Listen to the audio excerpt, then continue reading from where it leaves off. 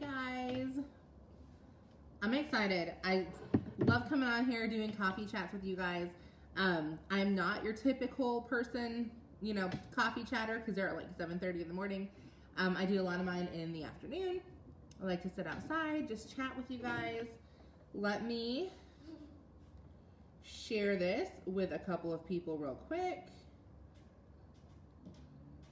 And then we will hop on and get started. Hi, okay, when you hop on, let me know, what is your favorite coffee flavor? This is a coffee chat after all. So drop below, what is your favorite coffee flavor? Are you a pumpkin person? Are you a mocha person? I'm gonna show you what I'm drinking in a second. Boom. So I have a sugar cookie iced frappuccino, or sugar cookie frappuccino, I guess. It's obviously has ice in it. So I can tell you, first off, I'm excited because I am officially 10 pounds down with these little babies. I use these as a meal replacement. So it's like a meal replacement coffee shake. Has nootropics in it, so it's a brain booster. What I love about it though is it curbs my cravings. So a lot of times I'll drink them early afternoon, late morning, whatever you call. Right now it's like almost noon. Gloria wants to say hi. Hello. She's doing some school. Smoothie. So, anyways, coffee chat, frappuccino. Wouldn't be a coffee chat without a frappuccino. I want to share something I read today. But first I want to ask you, when you hear the word lifestyle, what comes to your mind? So I don't care if you're watching the replay or watching the live. Drop in the comments what comes to your mind when I say lifestyle. Now, a couple things come to my mind, and it depends on how the term is used. When somebody says that they are leveling up their lifestyle, or they're living the influencer lifestyle, I automatically think of like a lot of money, private jets, big houses, infinity pools, that. And a lot of people think of that when they hear lifestyle. Another way though is, my mind just went blank. I had another example. I can't think of it. So, what do you think of when you think of lifestyle? Because that's what I think of. I think when people talk about money and, that kind of stuff, lifestyle. Oh, the other one was when people talk about doing lifestyle changes or lifestyle choices, I typically think of like eating healthier. Like living your daily life and that kind of stuff. So, there's two completely different meanings. But then this book was just like hit it on the head. So it talks about lifestyles, how we choose to live and how we design our lives. It's not just the day-to-day mundane. It's how are you creating your life? How are you showing up? But then it goes on to show, and I'll get to my title in just a minute because there's something behind that. It's not clickbait. It's something that I found completely absurd, but funny. And it went right along with what the book talks about. It says, until they have discovered that happiness is a part of the cause and that wealth is merely an effect, their circumstances are not likely to change. A lot of people, you have a seat, babe. Honey, do have a seat, please. Mom life right here. Honey, if you don't know how to do it, you gotta wait, okay? Yes. A lot of people think that to live the lifestyle, it's going to make them happy. It's going to make them happy to have a lot of money and a lot of things. But happiness is part of what draws you to being wealthy. Now, I get that's not the case when you're born into money or, you end up trading all of your time for money, that kind of stuff. But I know a lot of people personally that are very, very wealthy and very, very happy, but they were happy before they were wealthy. They loved their lives. They were grateful before they ever got more money. And the exciting thing about lifestyle, according to this book, is even if your goals don't include making more money, which is fine, you can still have the ultimate lifestyle, because lifestyle is how you choose to live and what you choose to be grateful for. A lifestyle, honestly, is just living a life that makes you extraordinarily happy. You may be the stay-at-home mom and you are on the tightest budget ever by choice because you're choosing to stay home with your kids while your husband works instead of you both working and maybe affording a little bit nicer things. And you may be saying, well, I'm happy. Like, this is my lifestyle. That is. You are happy. That is your lifestyle. That is literally the point of this. Your lifestyle, when people say they have the ultimate lifestyle, it doesn't mean that they have a lot of money. It means that they're doing exactly what they want to do.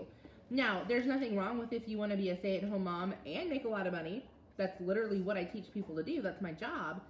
But that's not the goal for everybody, and that's okay. It says we don't have to be rich to live richly. You can have amazing experiences and even amazing things without spending a lot of money.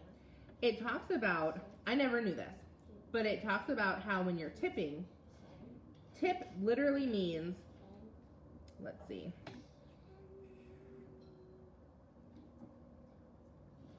I had it on here. Oh, tip is short, like TIP is short for to ensure promptness.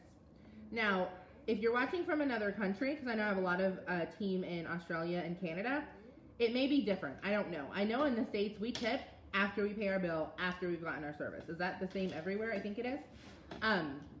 That's not what a tip was supposed to be for.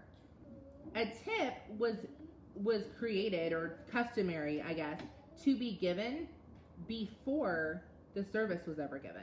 It literally was, here is something extra for you because I want you to give us good service. It wasn't a measure of, okay, well, your service was this good, so I'm going to give you this amount of money for a tip. I found that interesting. I'd never heard that before. What are your thoughts on that? Like, I think I'd be looked at like an idiot, but I thought about that. Like, what if I gave my server, hey, here's $25, because my husband and I do like to tip really well. I was in the serving industry off and on since I was 14, so I do like to tip incredibly well on just, the three of us at a normal meal. Like, here's $25. I am out here with my friends. Like, we'd like to have really good service. So here's something extra for you because I already have faith that you're are going to give us good service. How much more above and beyond would your server go for you when you have already put your trust in them, instead of saying, well, let's see how good you do, and then I'm going to give you a tip. Like, you're almost putting them to a test. Now, don't be giving your server $3 and saying, me and my friends are looking to have a real good time and have a fancy dinner. There's 6 of us. Here's a $3 tip because we want you to give us good service. That's going to backfire. Okay, but if you are somebody who believes in tipping well, which I am, why not try that? I'm going to try it. My husband's probably going to be like, Tanya, you're so dumb. Don't do that. So embarrassed. I'm like, listen, I want to try it and see if it makes a difference. Even just in the overall demeanor of my server. Because let's just be honest here. Again, y'all, I did this before and after college, and I did it in high school. How many servers are adults, some with or without college degrees, but adults, out of college or out of college age, that are serving because that's the only job that would work around their schedule, only job they could get, whatever. They're not doing it because that was their dream job. They're doing it because it makes the bills. How many of them are like, oh my gosh, I just love my job so much. It's my dream job. When I was 6 and they asked me what I wanted to be when I was 45, I said I wanted to be hopping tables at the dang Red Robin, the little burger place. Most of them didn't say that. But if you walked in and was like, hey, here's $50 before my meal. This is your tip because I just want to brighten your day and I already know you're going to give us amazing service. You know what I'm saying? How much better would their demeanor and their attitude be the entire rest of their shift, and especially the rest of the time you're there? No worry. Take a break if you need a break. She's doing a subtraction, and they're really big ones, 14 minus 8 and 19 minus this, so she's needing questions. And this one's really hard, so 1 and a 7 and a 6. 17 minus 6, so we'll work on that in a minute. But yeah, I just found that pretty fascinating. I thought that was pretty cool. So the lifestyle thing, though.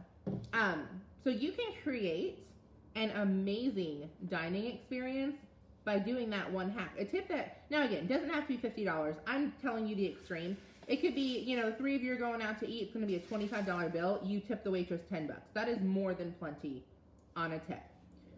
I think the standard tip is 20 or 25%. So I'm not saying like you can't have a good meal if you don't tip $50. I'm saying try it. Tip beforehand, be extra nice, expect good service, and you're more likely to get good service. When we go into a restaurant and we expect to get crappy service, and then we walk out, oh, that waitress sucks, she didn't refill our drinks. Well, you went in with a bad attitude, and you know what? You attracted what you are. So stop, berating that waitress. And then it goes on to talk about lifestyle it communicates a clear message about who we are and how we think. Now, I'm going to use myself as an example for this because this is something I tell all the time. I outsource as much as possible and will be outsourcing more in the future. For me, and then I do pay for small conveniences as well that aren't really an outsource, but it's a convenience. For example, I pay someone to clean my house every month. I pay someone to deliver our groceries. We just have a grocery delivery service. I will pay a little bit more for certain foods that I don't have to go the extra prep work for, that are still just as healthy, but you're paying way more because the prep work's already done. We pay for prepped meals for part of our week. Eventually, we're gonna be paying a meal prep service for all of them, like a very healthy meal prep service. I'm not talking about getting like Hungry Man TV dinners. Okay, so don't confuse that. Our lifestyle shows people we value our time way over our money. Money is something you can always make more of. Now, I'm not saying you can't pay your rent, so go buy a meal prep service. Do things in order. Be smart and work before you create those conveniences. But our lifestyle screams that to people all the time. And we have people that sometimes make negative comments of like, oh, you're wasting money on that. Well, you're wasting time on that. I can get as much money as I want. You can't ever get that time back. So I'm not going to, belittle you for your choices. Don't belittle me for mine.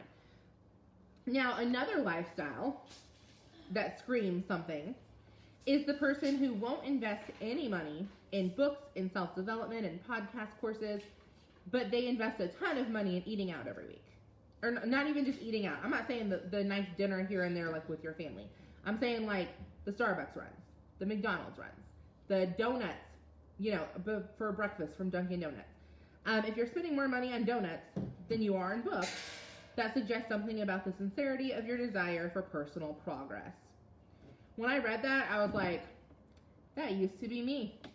I would go to Starbucks every 5 days a week. Not every day. I spend $6-7 on Starbucks drinks a day. Now again, I replaced it because now I spend about $2 a day on quality coffee drinks that taste just like Starbucks.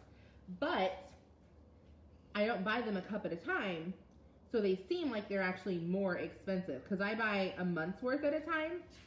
So in the beginning, I remember swapping it because it's just a healthier option overall, but it's also much more financially smart if you're going to spend money on quality coffee. Now, if you spend money and you're drinking Folgers or even like the Starbucks, like the ground Starbucks that is, ground coffee, probably not. Like, stick to doing what you're doing. But if you're already drinking quality coffee and you're swapping it out, or if you're drinking quality coffee, but it's like the overpriced, again, I use Starbucks as an example, because I wouldn't say the quality is there necessarily, but the taste is definitely there, the convenience is there. Like, be honest, drop me a 1 if you're a Starbucks or a Dunkin' person, but you buy coffee that's overpriced, and you know it.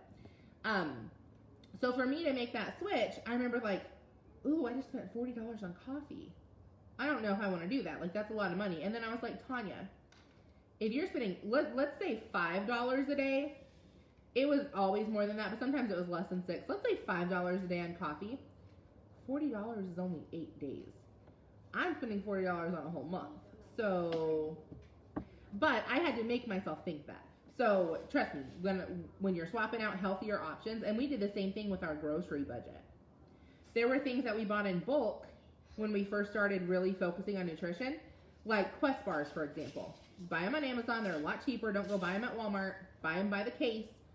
But, and actually Jasmine's on here. We were just talking about this because she uses Quest bars as like a snack because it squashes a craving, but it's healthy. And she was saying that she doesn't think about it like they're expensive. She just walks in and grabs one for $2 or $3 at the gas station.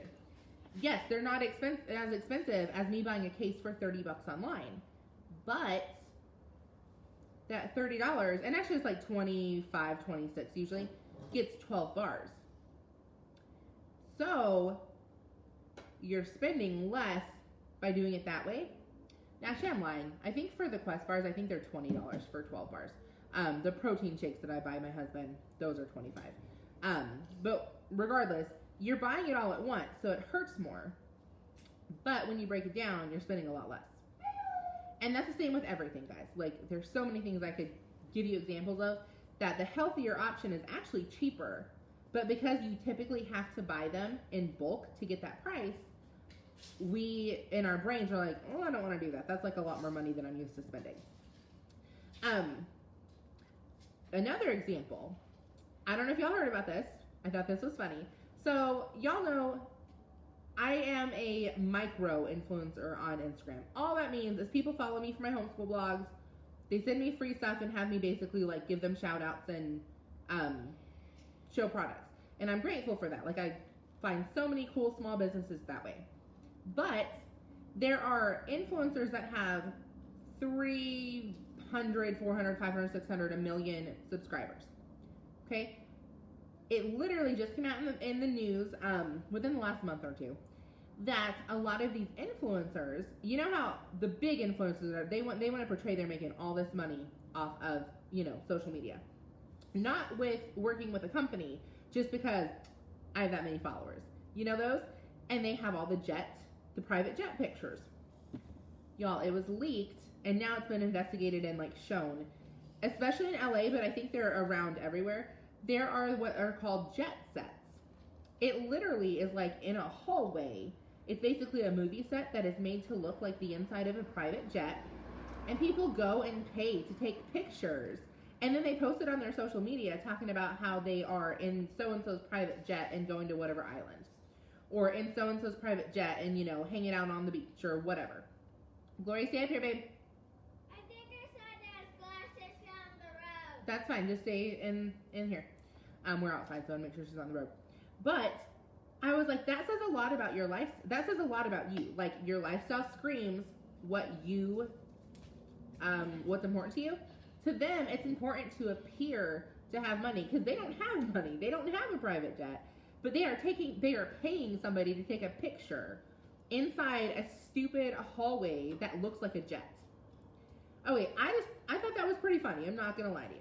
And because I had just read this when the little article popped up, and then of course I went and did some fact finding to make sure it was true because you can put whatever you want on the internet.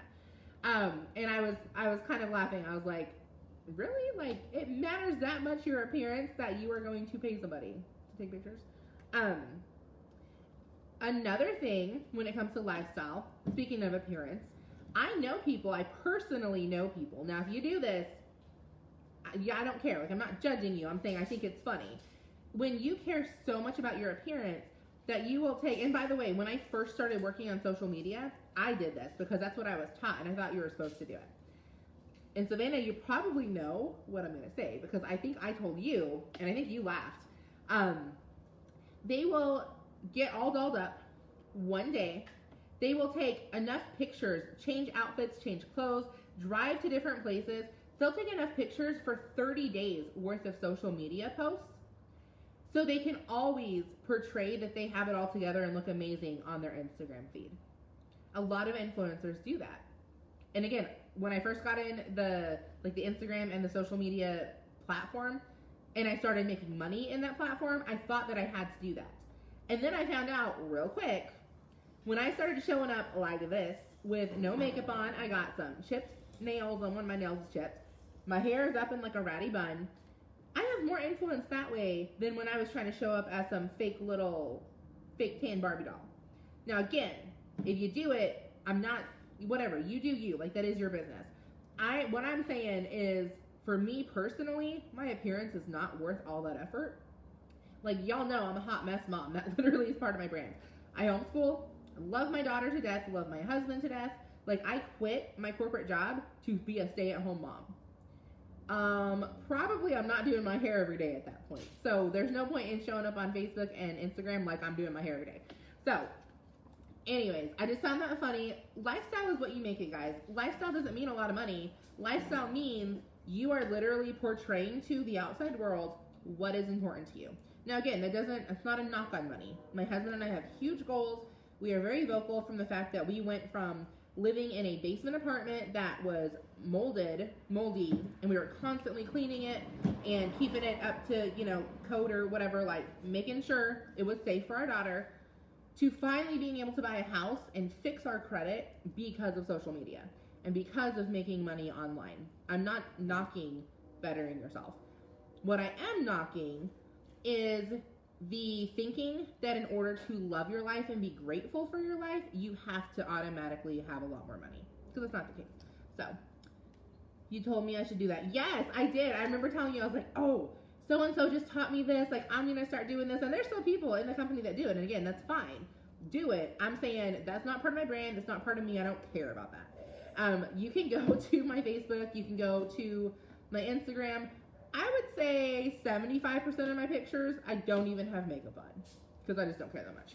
Like, if you're not going to like me and like my content because my eyebrows aren't plucked for the day, then you can go follow somebody else.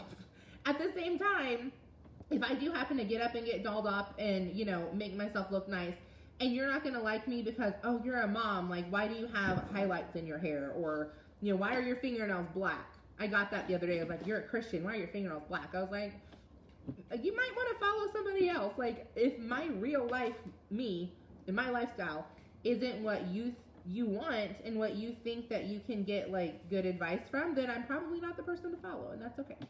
So, bye, guys. This was a longer one, but I hope you got some value out of it and some laughs, and I will talk to you guys later. Bye.